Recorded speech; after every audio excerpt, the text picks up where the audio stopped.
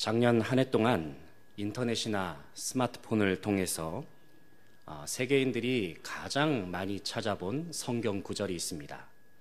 그 구절이 어느 구절이냐면은 바로 이사야서 41장 10절 말씀입니다. 두려워하지 말라. 내가 너와 함께함이라. 놀라지 말라. 나는 내 하나님이 됨이라. 내가 너를 굳세게 하리라. 참으로 너를 도와주리라. 참으로 나의 의로운 오른손으로 너를 붙들리라.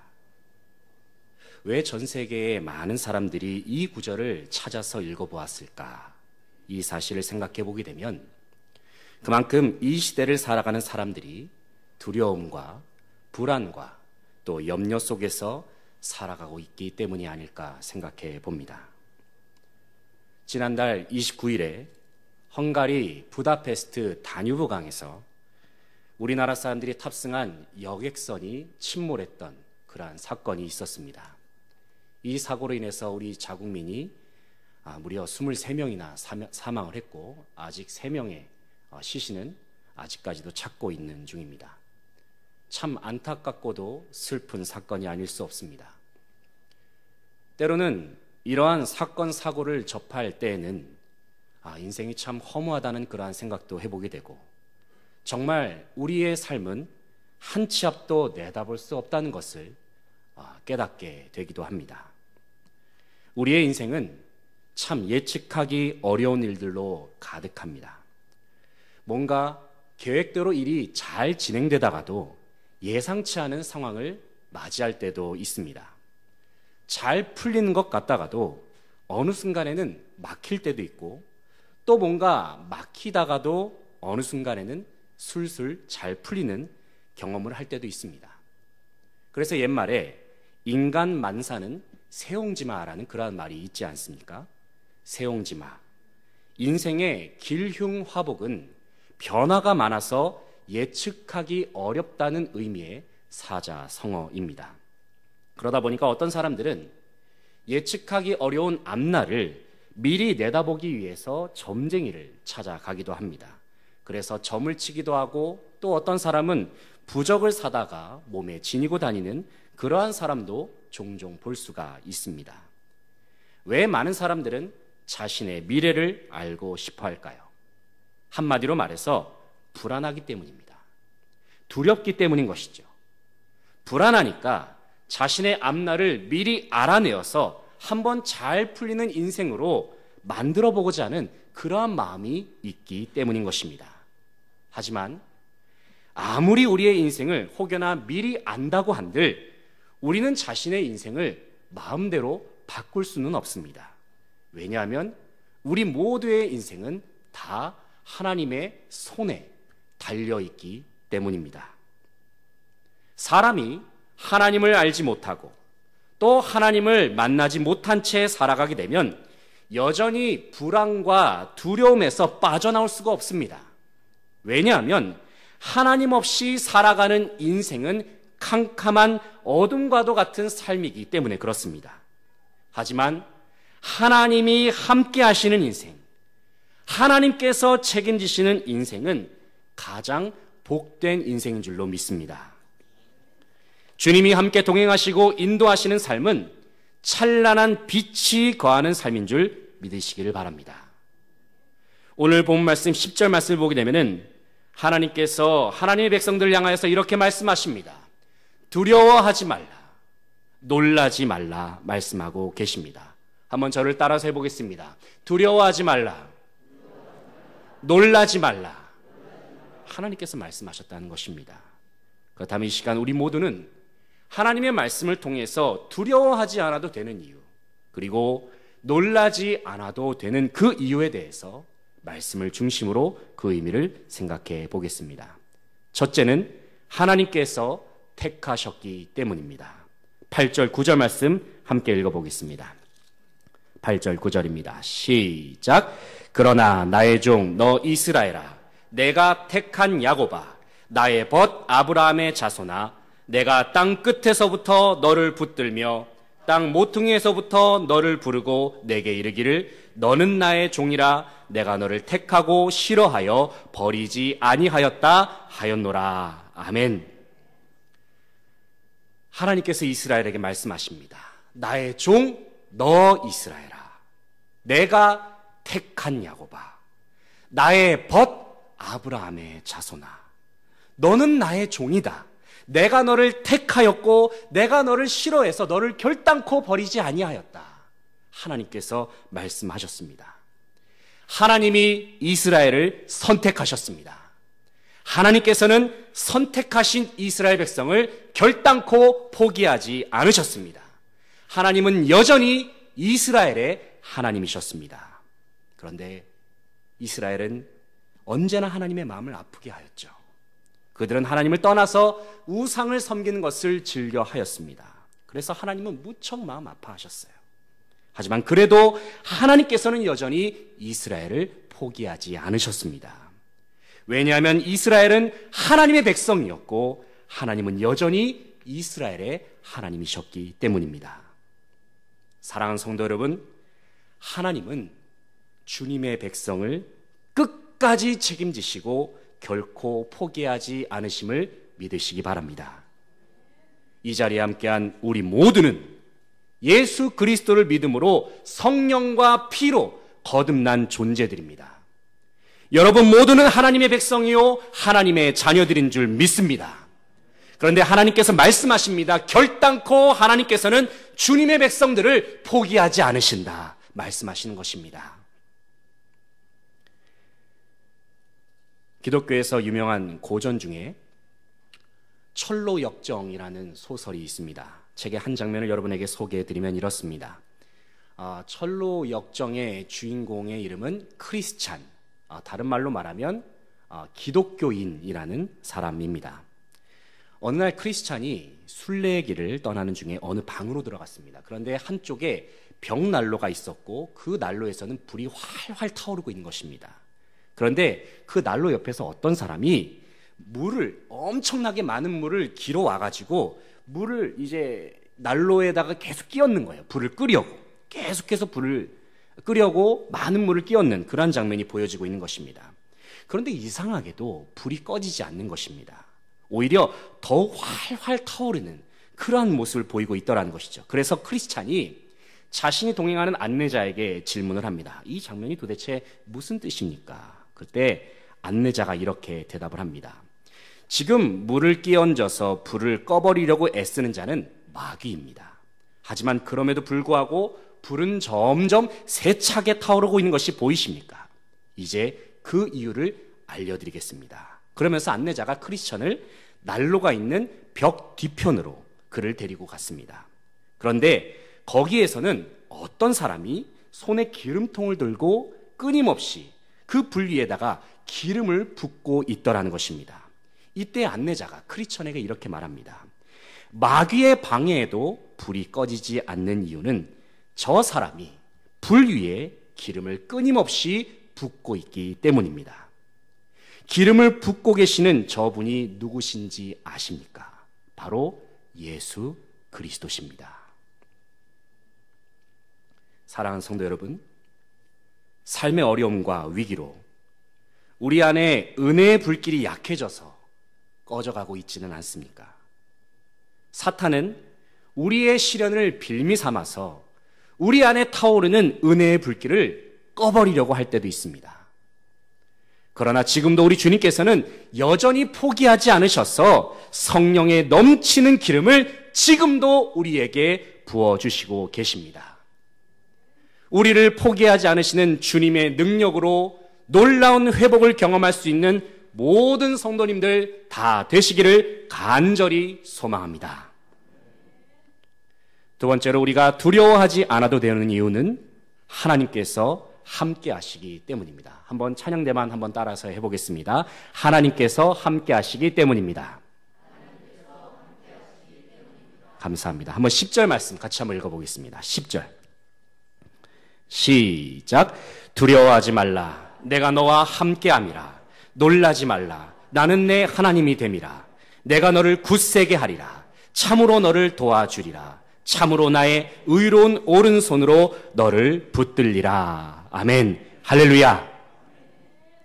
하나님께서는 이스라엘에게 말씀하십니다. 두려워하지 말라, 놀라지 말라 말씀하십니다. 이스라엘은 하나님을 멀리 떠나버려서 고난을 겪고 있는 중이었습니다. 그들의 죄악으로 말미암아서 그들 앞에 큰 위기가 점점 다가오고 있습니다. 곧 있으면 바벨론의 침공으로 인해서 유다는 멸망을 당할 것이다. 그러한 예언의 소리가 여기저기서 들려오고 있습니다. 하지만 이러한 위기의 상황 속에서 하나님께서는 이스라엘에게 말씀하시는 것입니다. 두려워하지 말라, 놀라지 말라. 왜냐하면 하나님은 변함없이 이스라엘과 함께 하실 것이기 때문입니다. 사랑하는 성도 여러분, 하나님은 언제나 하나님의 백성과 함께 하십니다.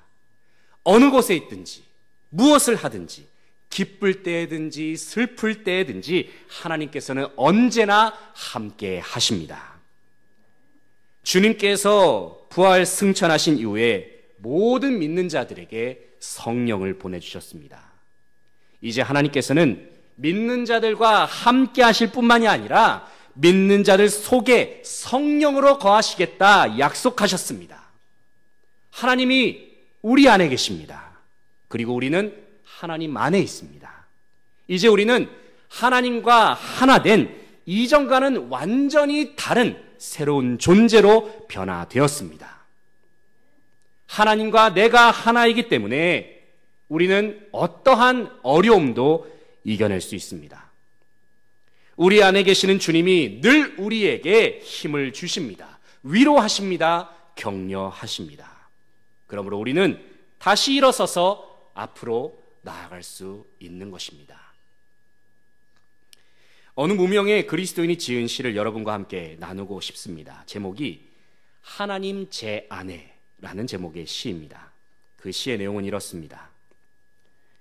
하나님, 저의 머리 안에 제 이해 속에 살아 주십시오. 하나님, 저의 눈 안에 제 얼굴 가운데 살아 주십시오. 하나님, 저의 입 안에 제 말 가운데 살아 주십시오. 하나님, 저의 마음 안에 제 생각 가운데 살아 주십시오. 하나님, 마지막 날이 되어 제가 세상과 헤어질 때 제 속에 살아 주십시오. 이 시의 내용처럼 언제나 하나님과 하나됨을 갈망하시는 성도님들 되시길 바랍니다. 때로는 힘들고 어려운 순간에도 나와 함께 하시는 하나님, 나와 함께 하시는 하나님, 그 하나님을 의지하시기 바랍니다. 우리와 함께 하시는 하나님은 환난과 어려움 속에서도 주님의 백성을 지키시고 보호하시는 분이십니다. 마지막으로 우리가 두려워하지 않아도 되는 이유는 하나님께서 도우시기 때문입니다. 한번 다 함께 따라해 보겠습니다. 하나님께서 도우시기 때문입니다. 13절부터 16절까지의 말씀인데 조금 긴 말씀이지만 우리가 다 함께 한 목소리로 읽어보도록 하겠습니다. 시작. 이는 나 여호와 너희 하나님이 내 오른손을 붙들고 내게 이르기를 두려워하지 말라. 내가 너를 도우리라 할 것임이니라. 버러지 같은 너 야곱아, 너희 이스라엘 사람들아, 두려워하지 말라. 나 여호와가 말하노니 내가 너를 도울 것이라. 내 구속자는 이스라엘의 거룩한 이인이라. 보라, 내가 너를 이가 날카로운 새 타작기로 삼으리니 내가 산들을 쳐서 부스러기를 만들 것이며 작은 산들을 겨같이 만들 것이라. 내가 그들을 까부른즉 바람이 그들을 날리겠고 회오리 바람이 그들을 흩어버릴 것이로되 너는 여호와로 말미암아 즐거워하겠고 이스라엘의 거룩한 이로 말미암아 자랑하리라. 아멘. 14절 말씀을 보니까 하나님께서는 이스라엘에게 버러지 같은 너 야곱아라고 그렇게 말씀하십니다. 우리가 예전 개역 한글 성경을 보게 되면은 이 버러지 같은 너 야곱아가 개역 한글판에서는 지렁이 같은 너 야곱아라고 그렇게 기록이 되어 있습니다. 한마디로 말해서 이스라엘 백성은 지렁이 같은 존재, 버러지 같은 존재였다는 것입니다. 아무런 능력이 없고 보잘것없는 존재였다는 것이죠. 이스라엘은 하나님이 없으면 아무것도 아닌 존재였습니다. 하나님의 보호하심과 하나님의 도우심 없이는 설 수가 없는 백성이었다는 것입니다. 이스라엘의 살 길은 오직 참 능력, 참 도움 되시는 하나님 안에 거하는 것뿐이었습니다. 내 힘으로 무엇이든지 다 할 수 있다는 생각, 그것은 착각입니다. 우리는 하나님의 도우심과 보호하심 없이는 아무것도 할 수 없는 존재임을 늘 기억해야 할 것입니다. 그런데 아무것도 아닌 이스라엘에게, 그리고 하나님의 백성인 우리 수지광성의 성도들에게 주님께서는 말씀하십니다. 두려워하지 말라, 놀라지 말라, 내가 너를 도와주겠다. 너의 대적들을 내가 대신 무찔러 주겠다. 환난과 어려움으로부터 내가 너를 구원하겠다. 하나님께서 말씀하셨습니다. 사랑하는 성도 여러분, 이 시간 하나님께서는 우리들에게 도움의 손을 내미십니다. 그리고 하나님의 권능의 손, 능력의 손을 붙잡으라 말씀하십니다. 내 힘과 능력으로 해결해 보겠다는 모든 시도와 노력을 내려놓고 이 시간 주님의 손을 붙잡으시기를 간절히 소망합니다. 1900년대 초에 일본의 이토 히로부미라는 사람이 안중근 의사한테 총 맞아서 죽은 일본의 장군 아니겠습니까? 1900년대 초에 일본의 이토 히로부미가 독일에 가서 비스마르크라는 인물을 만난 일화를 소개해 드립니다. 어느 날 이토 히로부미가 독일 군대에 사열을 받았을 때에 비스마르크가 이토에게 이렇게 말을 했다고 합니다. 우리 독일 군대는 하나님 외에는 두려워하는 것이 없습니다.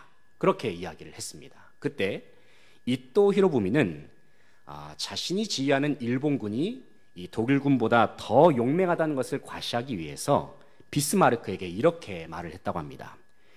우리 일본군은 하나님도 두려워하지 않습니다. 그렇게 이야기를 했다는 거예요. 그때 이 말을 들은 비스마르크가 이토에게 이렇게 말을 합니다. 하나님을 두려워하지 않는 것이 강하다고 생각합니까? 아닙니다.